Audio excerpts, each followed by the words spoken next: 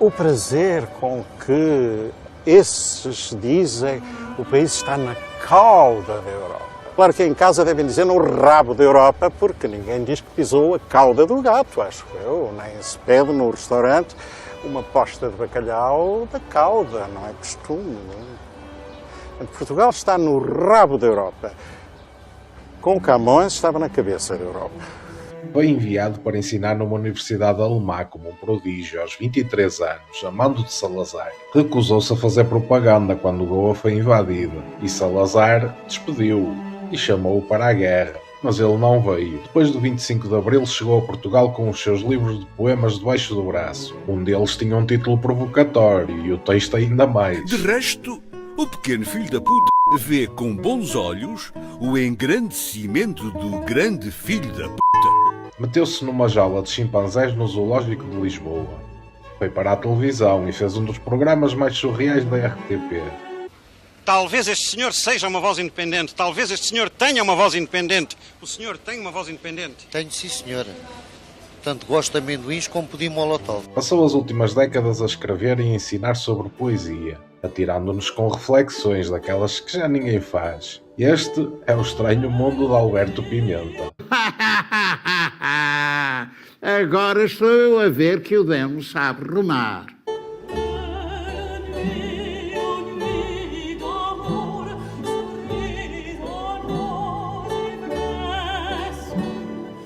O jogo acabou! Eu ganhei! Ganhei!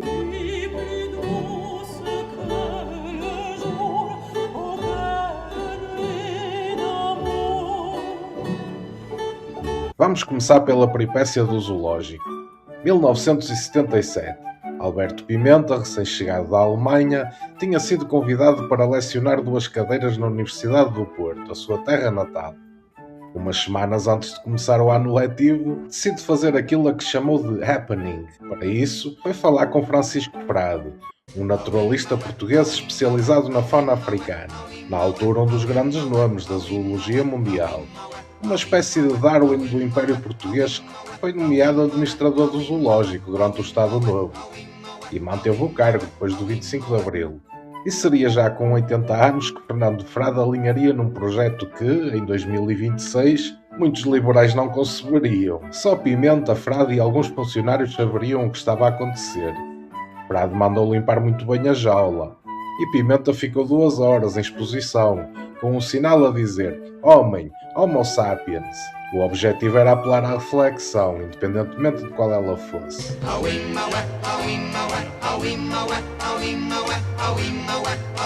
Pimenta explica que um happening é quando alguma performance ocorre no espaço público, sem ser anunciada, quase em segredo. Tipo uma flash mob ou aquela moda que desapareceu do Harlem Shake. Diz também que o ato remonta pelo menos ao tempo de Diógenes, o grego que morava num barril nas ruas de Atenas, criticando com cinismo os cidadãos que passavam. Mas no caso do zoológico, Pimenta estava apenas ali sentado, e isso conseguiu indignar muita gente, com receio de ver o que é que um homem poderia fazer dentro de uma jaula. Recorde-se que o poeta tinha regressado há poucos meses da Alemanha, onde tinha ensinado português nos últimos 16 anos, e regressou porque a Universidade do Porto queria que ele lecionasse 2 cadeiras. Depois do happening, recebeu uma carta do Ministério da Educação a dizer que as cadeiras tinham sido extintas e por isso os serviços dele já não seriam necessários. Por que é que aceitam ser transportados como gado para abater? Alguns meses depois, o convite de Jorge Listopado, um checo que ajudou a fundar a RTP Porto e um dos realizadores e produtores mais requisitados no meio cultural, mesmo durante o Estado Novo, apresenta e representa no programa a arte de ser português. É isso, você tem razão. Eu vou lhe dar um exemplo. Oh, mancebo imprudente! Isto é fantasma ou é gente? Não é mau teatro? Eu sou um velho, muito velho, natural do bairro do Restelo. Alto, deixem o homem falar! Você está a ver? Isto é o tipo de coisa que não me agrada nada. O velho vem do Restelo até aqui ao Lumiar é porque tem alguma coisa a dizer. Por que é que o põem fora? Tem medo? Tem medo de quê? Se na próxima emissão o velho tornar a aparecer e tornarem a pô-lo fora, eu saio também, ok? A situação continua a exigir mais perguntas. O título foi tirado ao livro de Teixeira de Pascoais, conhecido por enaltecer a arte de ser-se português. Mas o conteúdo do programa parecia muitas vezes o contrário, apontando que não era assim lá muito orgulho. Foi um dos primeiros na existência da TV portuguesa a mostrar o lado pobre da nação, dos idosos a viverem em barracas, por exemplo. Estão a ouvir este barulho? Pum, pum, pum. Pum, pum, pum. Não ouvem? Não ouvem o barulho? Pum, pum, pum. Eu acho que eu é a bater bifes ou a fechar caixões. Ao mesmo tempo refletia sobre a história com performances encenadas, de poesia. Traz dores reumáticas, ciáticas, lombares das costas, do fígado, internas e externas da pele e dos ossos. Pré-hermes, impinhos, furuncos, varizes arregantadas, ciero, eczema, catarro, gripe e outras doenças internas e externas. Dom Sebastião! Como, quando, onde, porquê, para quê Dom Sebastião? Dom Sebastião sempre. Por Dom Sebastião nada, tudo. Dom Sebastião em toda a parte. Dom Sebastião na rua, Dom Sebastião na escola, Dom Sebastião na igreja, na cátedra, no quartel. Dom Sebastião aqui, Dom Sebastião ali, Dom Sebastião em mim, Dom Sebastião em ti, Dom Sebastião em nós, Dom Sebastião sempre. Dom Sebastião democrático, Dom Sebastião pluralista, Dom Sebastião macrobiótico. Dom Sebastião, ao volante do seu Chevrolet pela estrada de Sintra. Pimenta resumiu que o objetivo era comunicar diretamente com um grande público e escandalizar quem via, obrigando-os a reavaliar os seus conceitos de arte e a sua relação com a cultura. O país de vez em quando é percorrido por um murmúrio que diz: o que agora dá, o que agora rende, o que agora se deve fazer é isto, e toda a gente começa a fazer isso, não fazem mais nada. Suponha que alguém se lembre de que o que agora dá, o que agora é preciso fazer, o que agora rende são saca-rolhas. O país inteiro começa a fazer saca-rolhas, até estar inundado em saca-rolhas e até abrir em falência todos os fabricantes de saca-rolhas. As críticas foram ácidas, levando-o a recriar algumas delas no próprio programa. Mas porquê que não desligou o aparelho? O aparelho tem um botão para isso mesmo. Quanto custa? Posso-lhe garantir que é um dos programas mais baratos da televisão. Desestabilizador, isso parece uma peça de automóvel. Não, chame-me o que quiser, mas isso não. A esquerda ameaçou de morte pelo telefone e matou? Não. A esquerda nunca cumpre. Pimenta estava habituada às críticas. Quando ainda estava na Alemanha e publicou um dos seus primeiros livros, o suprassumo da crítica literária em Portugal, João Gaspar Simões, tinha isto a dizer: não deve haver muito que fazer nas universidades alemãs. Vi os livros, e ao longo da carreira foram muitos. Porque Pimenta não era só performance e jaulas. Era, antes de tudo, um escritor e um poeta. O Labirintodonte, em 1970, Os Entes e os Contraentes, em 1971, A Ascensão de 10 Gostos à Boca, em 1977, poesia que cortava as palavras e jogava com os espaços, punha pedras no caminho do leitor para o obrigar a parar e pensar nelas. E em 1977, o mesmo ano da jaula, publica um dos títulos mais doidos da literatura portuguesa do século XX. Buenas tardes, me llamo Carlos Díaz y soy profesor, he sido profesor de filosofía y ya estoy jubilado. Y les voy a presentar este gran pequeño libro. Fíjense que esto tiene un tamaño muy pequeño, ¿no?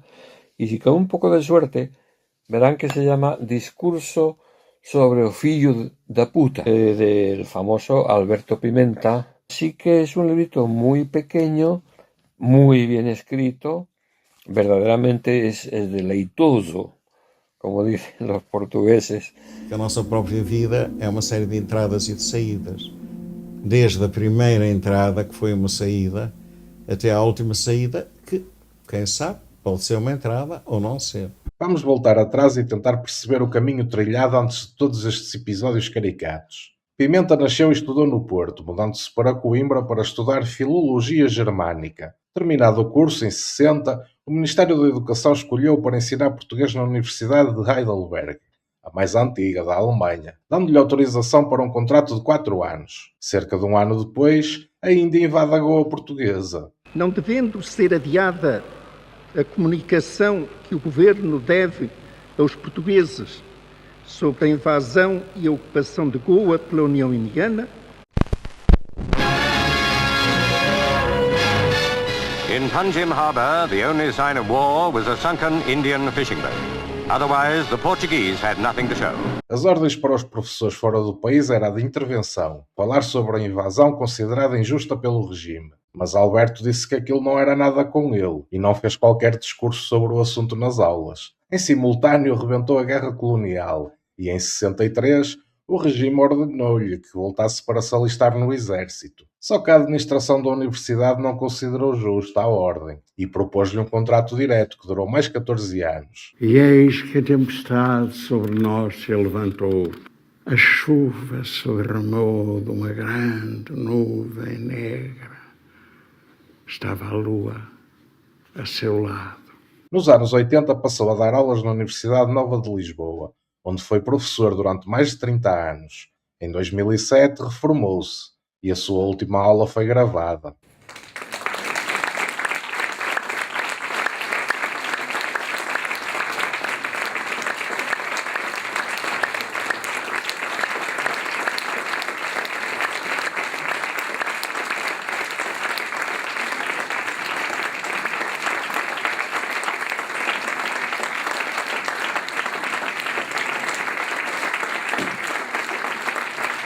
Apesar de uma ou outra aparição nas rádios ou TVs, Pimenta foi de algum modo ocultado nos anos que se seguiram. Apareceu em estúdio da RTP para comer um caldo verde. Se não houvesse a sopinha... Seria uma buchinha, não é?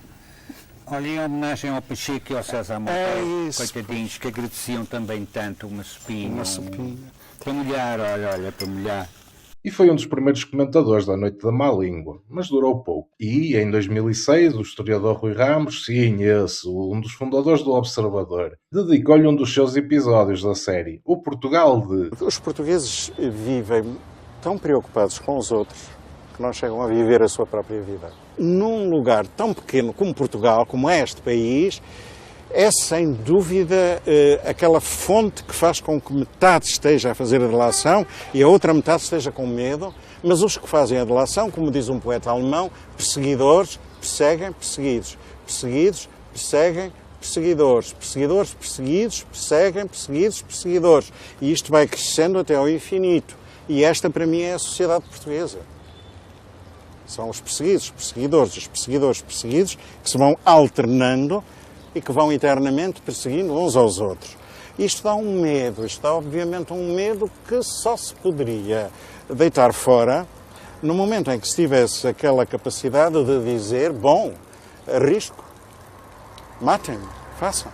E, mais recentemente, em 2019, o realizador Edgar Pera dedicou-lhe um filme /documentário, muito ao estilo do Edgar Pera, claro. Quem sou eu? Isso existem aquelas respostas banais. Quem sou eu? Bem, para começar, sou um ser humano, ponto final. Do sexo masculino ainda. Sou da nacionalidade portuguesa. Exerço ou não exerço esta profissão? Moro em... Esse tipo de coisas. Bom, quem sou eu? Se quisermos responder assim.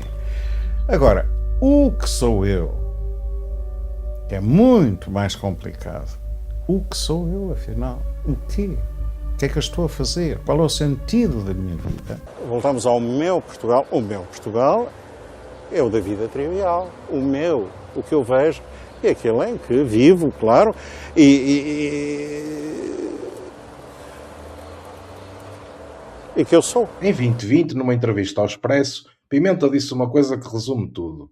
A poesia é sinuosa, faz contrabando de ideias e palavras.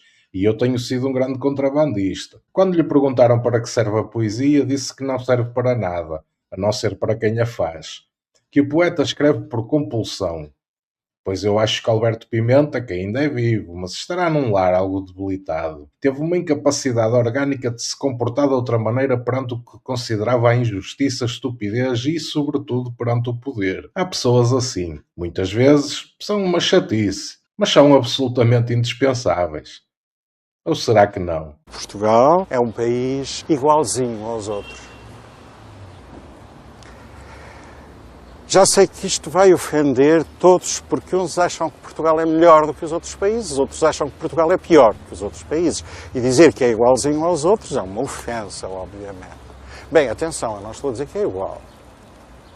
Estou a dizer que é igualzinho, que é diferente. A única coisa que se poderia dizer a um português é: viva e deixe viver, é a mesma única coisa, tanto faz ser o primeiro-ministro como o último ministro, ou o último porteiro ou o primeiro porteiro. Viva e deixe viver.